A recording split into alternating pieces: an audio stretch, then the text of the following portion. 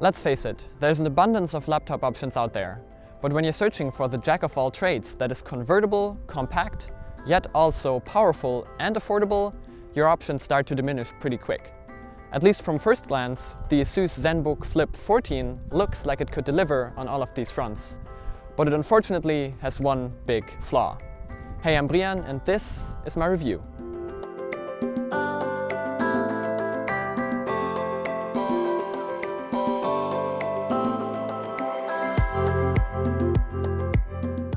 Before I go, I want to clarify that we are looking at the higher end version here that features a Core i7, 16 gigs of RAM, a 512GB SSD, and an MX150 GPU.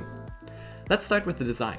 The laptop features a full aluminium unibody construction with the typical Asus circular finish on the top. The look is more understated than flashy, and it's pretty thin at that. The chassis is also well built, there's very little deck or screen flex. It's a convertible after all, so some wobble on the hinge is to be expected, but I still want to mention that this laptop is no exception to that rule. Speaking of said hinge, the Flip 14 is of course capable of transforming from standard laptop position into tent mode, which I find very useful for airplane tables, presentation mode, and a full tablet affair. Though while you can use it as a tablet as it's not too heavy at about 1.5 kilograms, the 14-inch size doesn't make it easier to handle. But it is nice to lay it flat on a table and draw with a pen. Yes, the display does support pen input and it works just as well as on any other laptop that supports this. The latency is good, just don't expect an iPad Pro. That is still the best in terms of pen experience in my opinion. Asus unfortunately doesn't include the pen in the box like other manufacturers though, which is a bummer. So you'll either have to buy one extra for $50 or use one you already have like I do with this Surface Pen. They include a case though, which is a nice touch. But there are of course other inputs than the pen too. The keyboard is good to type on, backlit, and I have nothing to complain about with the layout. But I do have to clarify that I have a version with a German keyboard layout. Below the keyboard is the glass trackpad that is large enough, and in it is the fingerprint sensor. The placement of the sensor could be better, and the sensor itself could be too. You know Elan, the people that make the terrible trackpads? Yes, they make this sensor as well, and it's just as inconsistent, but still sometimes nice to have when it does work every third attempt.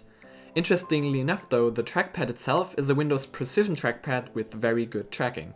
You don't have to use the trackpad though, as the screen is a full multi-touch screen, which is something I really don't want to miss these days.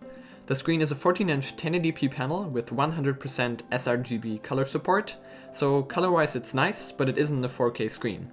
That's one way they got the price down compared to similarly spec'd laptops, and I don't really mind it at this size. The webcam is overall just average, and it unfortunately also doesn't have Windows Hello support.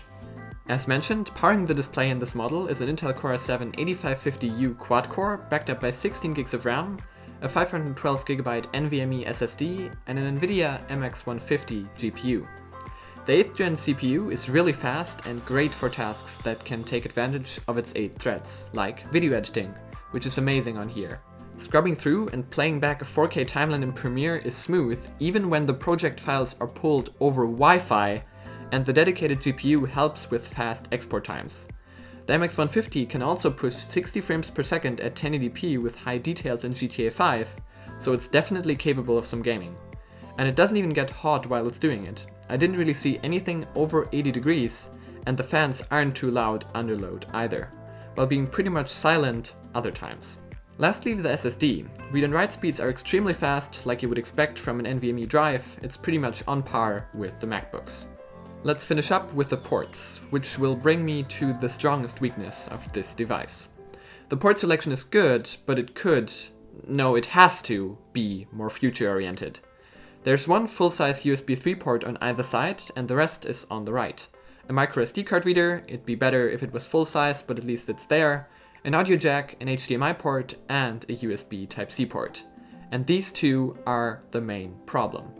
The USB-C port isn't Thunderbolt 3, so it doesn't support external GPUs, which I do understand as a cost-saving measure, but it also neither supports charging nor display output.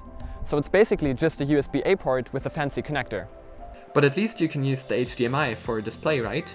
Well, not really. It's only HDMI 1.4, which together with the lack of Displayport means that this laptop can't output anything above 2560 by 1600 at 60 Hz. That's unacceptable in 2018, because it means that I, for example, can't connect it to my 3440 by 1440 ultrawide.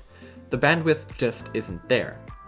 Since the USB-C port doesn't support charging, we're of course also left with a barrel plug. The included power supply does support fast charging to about 50% in half an hour though, which is nice. The battery is 57 watts, which is not too large, but battery life is surprisingly still good, with 75% brightness at about 8 hours with normal web browsing, video watching, etc. But if you push it with gaming, for example, that can go down to 2 hours very fast. Lastly, the speakers. They're on the bottom, which is unfortunate, but they're loud and have pretty good sound.